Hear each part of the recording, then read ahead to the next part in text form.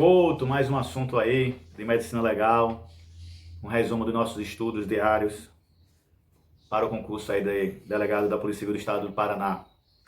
No edital de medicina legal está lá, lesões produzidas por armas de fogo, normais ou de alta energia. Então, pessoal, esse assunto é o chamado, está dentro do assunto balística forense. Balística forense, que é o ramo aí da criminalística que responde algumas questões relacionadas a infrações penais com utilização de arma de fogo. As feridas, dentro do assunto traumatologia forense, produzidas por armas de fogo, são lesões produzidas por instrumentos perfuro-contundentes. As armas de fogo não são os únicos instrumentos que produzem feridas perfuro-contundentes, mas a maioria das feridas perfuro-contundentes são produzidas por armas de fogo. Então, como eu disse, está dentro do assunto balística forense, mas a balística forense é dividida em três vertentes, que é a balística interna, balística externa e balística dos efeitos. Balística interna trabalha o funcionamento das armas de fogo, balística externa trabalha o trajeto e a trajetória, e a balística dos efeitos trabalha aí com ferimentos, impactos, ricochetes e danos produzidos pelo projetil que sai da arma de fogo. Lá no edital está somente falando de lesões. Então, está dentro então do assunto traumatologia forense. Então, para não enrolar, vamos fazer como faz os livros. Eles dividem os ferimentos produzidos por armas de fogo em ferimentos de entrada e ferimentos de saída. E os ferimentos de entrada, pessoal, ainda é dividido pela doutrina em ferimento de entrada produzido por tiro encostado, tiro a curta distância e tiro à distância. Então trabalhemos nesse sentido. Então vamos lá, lesões, ferimentos de entrada, tiro encostado, pessoal. Os bizus são os seguintes: câmara de mínima de Hoffman, ou boca de mínima de Hoffman. O que é isso? Quando ocorre um tiro, sai da arma o projétil, sai fuligem, fumaça, gases superaquecidos, elementos de pólvora incombustos, grânulos de pólvora incombustos. Quando há um tiro encostado, esses elementos entram todo na ferida, produzindo uma boca de mina, algo sujo, né? Por isso também, nesse tiro encostado não vai haver zona de queimadura, zona de tatuagem, né? Zona de falsa tatuagem, pois todos esses elementos que eu disse vão entrar, então não vai ficar ao redor da ferida. Os ferimentos produzidos por tiro encostado também têm uma forma irregular, uma forma cheia de entraves. Por quê? Porque os gases entram e como se produzisse essa ferida mais irregular. Outros sinais interessantes que podem cair na sua prova são os seguintes, que aí eu vou colocar o nome porque eu não sei direito a pronúncia, mas quando eu editar eu vou colocar o nome, que é o sinal de Benassi, que é no tiro encostado, quando tem um plano ósseo abaixo, vai haver um halo, uma sujeira de fumaça no plano externo do osso, ao redor da ferida. Então esse sinal é chamado sinal de Benassi. Temos também o sinal de Sukakol, que é o conduto, quando tem um plano ósseo abaixo também, vai estar preto, vai estar com aspecto enfumaçado, e também no plano externo e no plano interno do osso, na lâmina externa e na lâmina interna. Mas esse sinal de Sukakol é no conduto, vai haver então toda essa sujeira da boca de mina no conduto ósseo, quando há uma transfixação do osso. Então esse seria o sinal de Sukakol. E também tem o sinal de Weck-Gaertner, que seria a queimadura da boca e da massa de mira na pele, no tiro encostado. Seria outro sinal.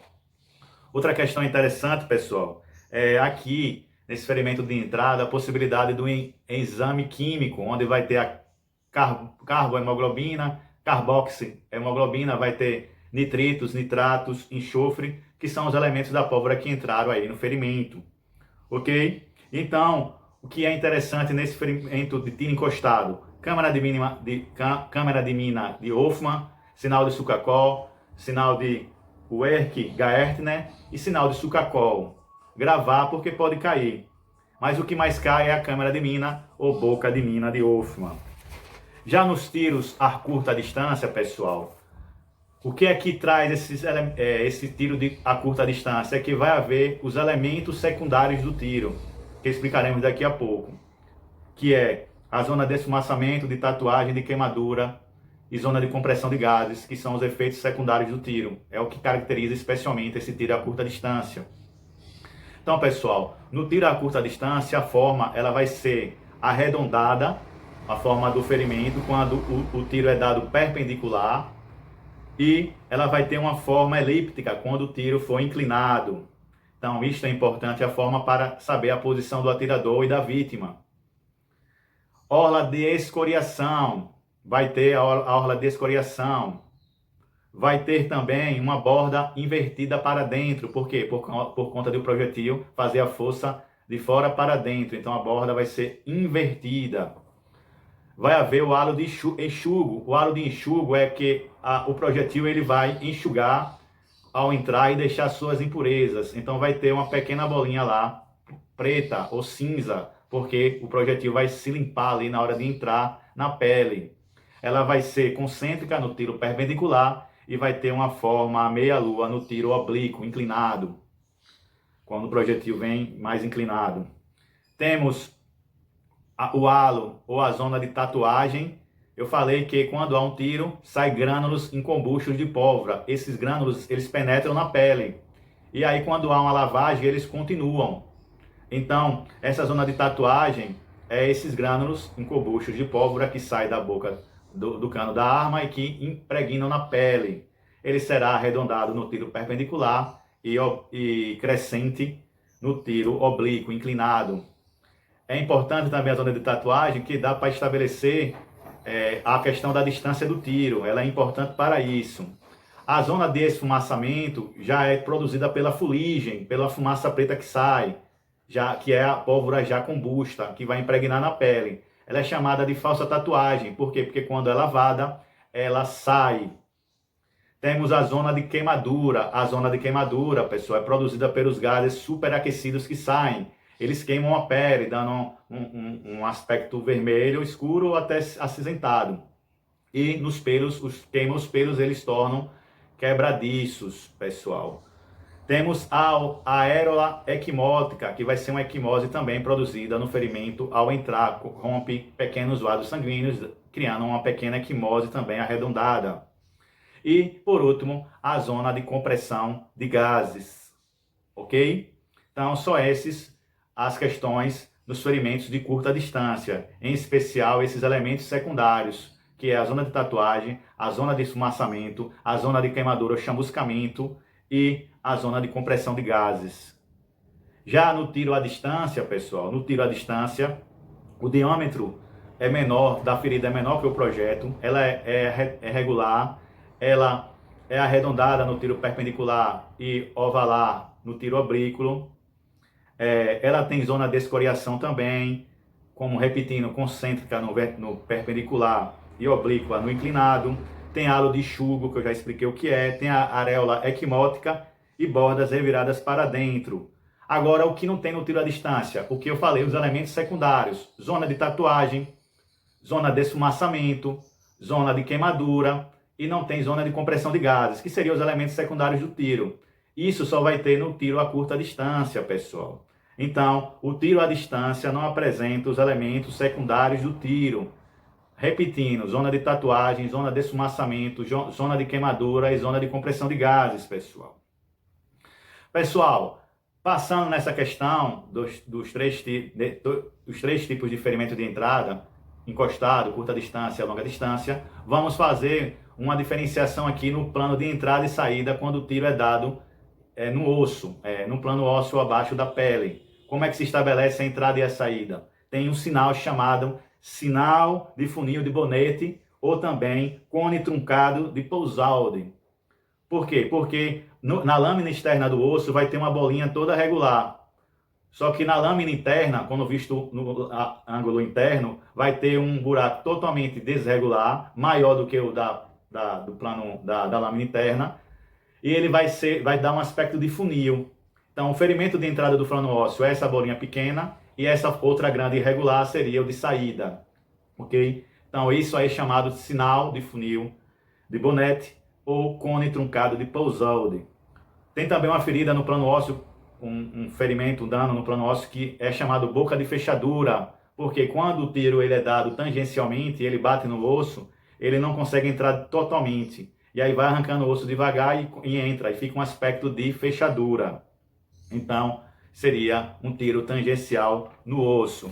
Pessoal, é possível um ferimento único com vários projéteis dentro do corpo? Um ferimento único com vários projéteis? Sim, temos o fenômeno do tiro encaixado, quando é dado um tiro, só que existe um projetil já retido no cano da arma, então esses dois projéteis vão entrar ao mesmo tempo na pessoa, ok? É possível também vários ferimentos em um projetil? Sim, porque pode ocorrer a transfixação. Um ferimento na perna, saco escrotal, abdômen, atravessando pelas costas, é possível. Então, vários ferimentos com um único projetil, ok? E o ferimento de saída, pessoal? O ferimento de saída já é diferente, é irregular, a borda é evertida, ou seja, ela é voltada para fora, ela é mais sangrante, ela não tem os elementos químicos, a carboxihemoglobina, enxofre, nitritos e nitratos, que é proveniente da pólvora, não vai ter isso aí. Ela não apresenta orla de escoriação, nem aro de enxugo, por conta de que vai ser de dentro para fora, então, e já não vai ter aro de enxugo porque o projetil já foi limpo. E pode, em algumas situações, apresentar a areola equimótica, mas nem sempre acontece, mas pode. Mas ela não vai ter orla de escoriação nem halo de enxugo. Sobre o trajeto, pessoal, o trajeto é a passagem do projetil pelo corpo, que diferencia da trajetória, que é a saída do cano da arma até sua parada, o impacto final. O trajeto é dentro do corpo. Pode ser em fundo cego, quando transfixa, ou pode ser em cavidade, quando para dentro de algum lugar. Ela pode receber desvios dentro do corpo, formar até ângulos agudos, como diz França. Inclusive, ângulos como se fossem curvas. O fenômeno da bala giratória, quando em planos ósseos que tem um desvio curvo, o projetil ele faz uma curva mesmo dentro do corpo.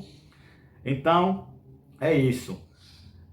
O trajeto vai apresentar aí sangue coagulado e todos os elementos de lesão em vida, meu irmão. Então, tem como estabelecer também o tiro em vida e morte também dentro do trajeto. E aí também, nos ferimentos produzidos por arma de fogo, é importante verificar os ferimentos produzidos por munições de diversos projéteis, como a 12, que tem diversas esferas dentro dela. Esse tiro, quando é dado a curta distância, ele vai entrar toda a carga de esferas dentro do corpo, então vai ser irregular, vai sair grandes retalhos de massa da pele, vai produzir grandes ferimentos. E o de saída também. Quando ele é longe, essas esferas vai penetrar e vai ficar diversos pontinhos negros. E aí, essa questão das múltiplos projéteis dessas munições chama-se rosa de tiro. Rosa de tiro porque ela se espalha. Ok? Lesões por projetis deformados, pessoal. França vai dizer que quando há o projetil deformado por impacto de ricochete, pode haver diferenças aí na forma da ferida. Ela não vai ser arredondada, como acontece no perpendicular. Ela não pode ser menor do que o projetil, por conta da deformação. Ela pode não apresentar orla de escoriação, segundo França. Então, a perícia vai estabelecer isso, se esse projetil ele entrou na pessoa depois de uma deformação. França classifica as deformações em normais, que seria a passagem dentro do cano, nas raias. Tem as chamadas periódicas, que seria a falta de alinhamento entre tambor e cano. E tem as anormais, que é os ricochetes, o impacto em superfícies duras, que vai deformar esse projetil e aí vai gerar modificações, como ele diz, na ferida. Então, deformações anormais podem modificar a característica dos ferimentos, ok? Outra questão que França coloca, que é importante, é que é necessário estabelecer também o estudo dos microvestígios humanos nos projetis. Por quê? Porque ele vai permitir, até quando várias pessoas atiraram, saber de qual arma produziu o determinado ferimento, o que ocasionou a morte. Então, para ele é necessário que se estude também os microvestígios humanos nos projéteis. E as lesões produzidas por munições de alta energia, pessoal. Essas munições de alta energia têm uma velocidade muito enorme. E aí eles modificam em muito as feridas de entrada e de saída. Por isso que chama alta energia. Elas têm uma velocidade muito grande, a rotação dela é muito rápida. Então, quando ela tem um impacto na pessoa, vai ter o que se chama onda pressórica de choque, que é um vácuo que vem atrás dela, e também a cavitação, que é a grande aceleração dos tecidos, gerando grandes buracos, que chama cavidade temporária, que depois vai ficar permanente, ou seja, com a aceleração do impacto, os tecidos eles se abrem e vai criando pulsações. Então as feridas desses projetis, a de entrada geralmente é maior do que o projétil, e a de saída, por conta do arrastão da onda pressórica, formam rasgões e grandes perdas de tecidos. Então, pessoal, dois conceitos interessantes dessas lesões por munições de alta energia é a questão da onda pressórica de choque e a cavidade temporária pulsante e cavidade permanente. As feridas ficam enormes, irregulares, maiores do que o projétil, com entalhes. As de saída produzem grandes rasgões. Quando tem plano ósseo irresistente, produzem verdadeiras explosões. Se pegar em braços e membros, pode gerar amputações. Então, há uma mudança no estudo quando se fala nesse tipo de arma. Mas aí vai o bizu: cavidade temporária pulsante, cavidade permanente, onda pressórica de choque. Lembre-se aí de vácuo, lembre-se aí de aceleração dos tecidos que geram as cavidades temporárias, que devido à velocidade vão abrir muito, produzindo até a abertura de entrada dessas munições. Então, pessoal, é isso sobre ferimentos produzidos por armas de fogo. Anderson Couto, até a próxima.